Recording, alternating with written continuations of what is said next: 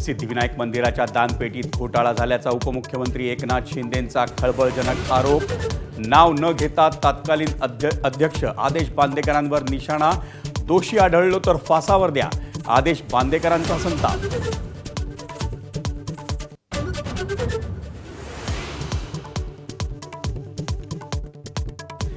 ते मिमिक्रीच्या क्षेत्रात गेले असते तर दुसऱ्या कोणाला मार्केट उरलं नसतं।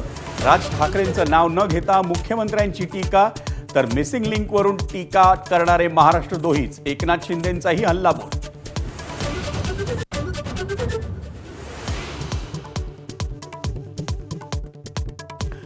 मुंबई पुणे मार्गावर रेल्वे प्रवाशांना एसटी महामंडळाचा दिलासा।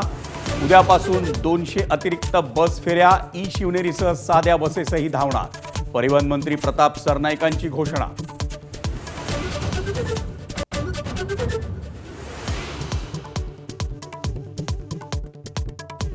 वसई विरार स्थानकांदरम्यान रेल्वे रुळांची उंची 400 मिलीमीटरनं वाढवणार। पाणी साचण्याच्या समस्येवर कायमस्वरूपी तोडगा काढण्यासाठी निर्णय, तर वसई विरारमधील समस्यांबाबत आमदार स्नेहा दुबेंचं मुख्यमंत्र्यांना पत्र।